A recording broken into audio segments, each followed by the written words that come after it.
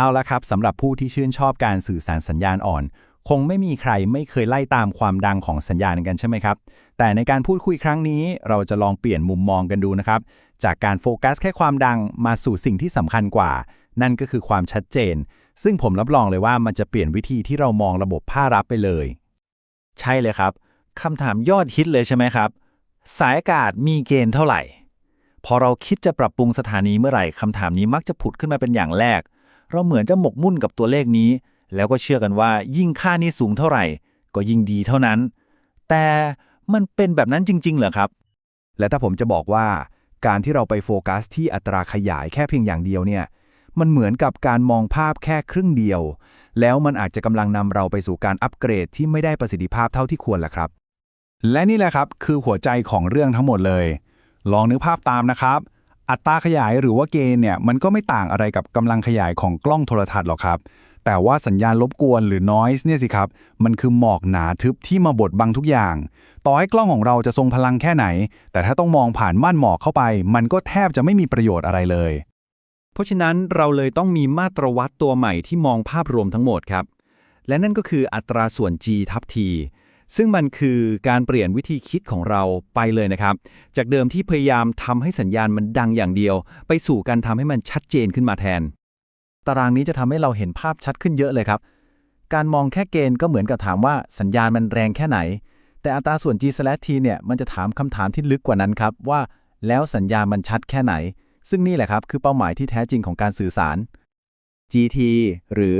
อัตราส่วนอัตราขยายต่ออุณหภูมิสัญญาณรบกวนคือมาตรวัดที่สมบูรณ์แบบที่สุดเลยก็ว่าได้ครับมันบอกเราได้ว่าระบบภาครับของเราเนี่ยสามารถได้ยินสัญญาณที่มันอ่อนมากๆท่ามกลางเสียงรบกวนได้ดีแค่ไหน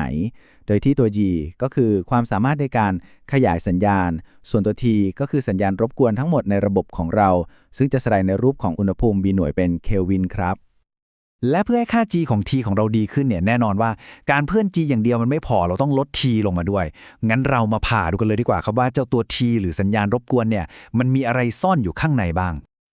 สัญญาณรบกวนของทั้งระบบหรือที่เราเรียกว่า T-sys เนี่ยมันมาจาก2ที่หลักๆเลยครับ1คือ T-ants อันนี้เป็นสัญญาณรบกวนที่สายอากาศของเราไปเก็บมาจากสิ่งแวดล้อมรอบๆตัวและ2คือ TRX ซึ่งเป็นสัญญาณรบกวนที่เกิดขึ้นจากอุปกรณ์อิเล็กทรอนิกส์ในสถานีของเราเองตรงนี้เป็นประเด็นที่สำคัญมากเลยนะครับคือ TN เนี่ยมันไม่ใช่คุณสมบัติที่ติดมากับตัวสายอากาศนะครับแต่มันขึ้นอยู่กับว่าเราหันสายอากาศของเราไปมองหรือไปส่องดูอะไรต่างหากลองนึกภาพตามแบบนี้นะครับท้องฟ้าที่ปลอดโปร่งเนี่ยเปรียบเสมือนเป็นแหล่งกำเนิดที่เย็นคือมีอุณหภูมิสัญญาณรบกวนที่ต่ำมากๆในขณะที่พื้นโลกที่เรายืนอยู่เนี่ยครับมันคือแหล่งกำเนิดที่ร้อนเลยนะซึ่งมันแผ่สัญญาณรบกวนออกมาเยอะมากที่อุณหภูมิประมาณ290เคลวินและนี่แหละครับคือกับดักที่หลายคนอาจจะมองข้ามไป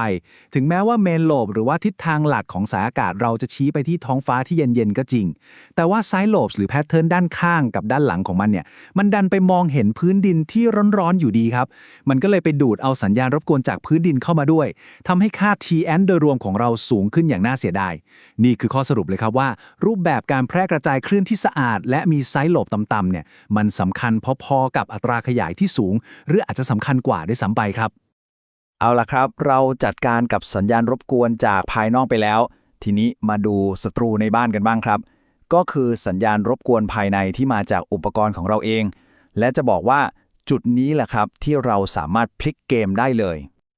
มันมีหลักการทางวิศวกรรมตัวหนึ่งครับชื่อเท่ๆว่าสูตรของฟริสซึ่งอาจจะฟังดูซับซ้อนแต่เราไม่ต้องไปจำสูตรมันก็ได้ครับแค่จำหัวใจสำคัญของมันก็พอสูตรนี้พิสูจน์ให้เห็นว่าสัญญาณรบกวนของอุปกรณ์ชิ้นแรกสุดในระบบภาครับมีผลกระทบต่อประสิทธิภาพโดยรวมมากที่สุดครับย้ำนะครับว่ามากที่สุดลงมาดูภาพที่เราคุ้นเคยกันดีนะครับสัญญาณอ่อนๆมาถึงสายอากาศแล้วก็ต้องเดินทางฝ่าฟันสายนำสัญญาณยาวๆซึ่งสัญญาณก็โดนลดทอนกำลังลงไปแถมตัวสายเองยังใส่เสียงซ่าๆของตัวเองเพิ่มเข้าไปอีกสุดท้ายพอมาถึงภาครับเราก็ขยายมันทั้งหมดทั้งสัญญาณที่เหลืออยู่น้อยนิดกับเสียงซ่าๆที่เพิ่มเข้ามาผลลัพธ์ก็คืออัตราส่วนสัญญาณต่อสัญญาณรบกวนที่ย่ำแย่ครับทีนี้ลองเปลี่ยนใหม่ล่ะถ้าเราเอา LNA หรือ Low Noise Amplifier ไปติดไว้ที่เสาใกล้กับสายอากาศมากที่สุดเลยจะเกิดอะไรขึ้นครับ สัญญาณอ่อนๆที่เข้ามาปุ๊บจะถูกขยายให้แรงขึ้นทันทีก่อนที่จะเดินทางผ่านสายนำสัญญาณด้วยซ้ำทีนี้พอสัญญาณที่มันแรงมากๆวิ่งลงสายมาไอ้การสูญเสียนิดๆหน่อยๆหรือเสียงซ่าจากสายเนี่ยแทบจะกลายเป็นเรื่องขี้ผงไปเลยครับเมื่อเทียบกับสัญญาณหลักของเรานี่แหละครับคือการรักษาสภาพอัตราส่วนสัญญาณต่อสัญญาณรบกวนอันล้ำแค่ดั้งเดิมเอาไว้พอเราเข้าใจเรื่องการจัดการตัว G แบบทะลุปุโปร่งแล้ว ทีนี้เราจะกลับมามองตัว G หรือว่าอัตราขยายด้วยสายตาที่ไม่เหมือนเดิมอีกต่อไปครับ มีความเชื่ออย่างหนึ่งที่เราได้ยินกันบ่อยมากเลยครับยิ่งมีอิเลเมนต์เยอะยิ่งดีซึ่งอันนี้บอกได้เลยว่าเป็นกับดักทางการตลาดชั้นดีเลยครับความจริงทางวิศวกรรมก็คือปัจจัยหลักที่กำหนดศักยภาพของอัตราขยายในสายอากาศแบบยากิคือความยาวของบูมครับไม่ใช่จำนวนอิเลเมนต์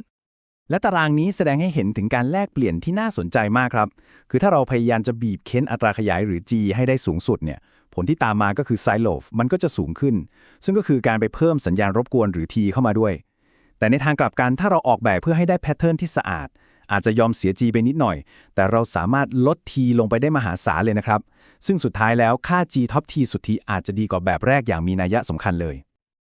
เอาละครับหลังจากที่เราได้เรียนรู้หลักการทั้งหมดแล้วอาจจะดูเยอะนิดนึงไม่เป็นไรครับเรามาสรุปทุกอย่างให้กลายเป็นแผนปฏิบัติการที่เอาไปปรับใช้ได้จริงกันดีกว่า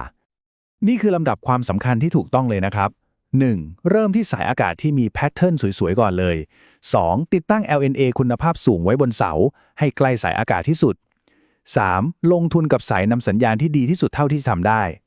4. หลังจากนั้นค่อยมาพิจารณาภาพรับและสุดท้ายข้อ 5 ที่สำคัญไม่แพ้กันก็คือต้องทำการวัดและตรวจสอบเพื่อยืนยันว่าสิ่งที่เราอัปเกรดไปมันได้ผลจริง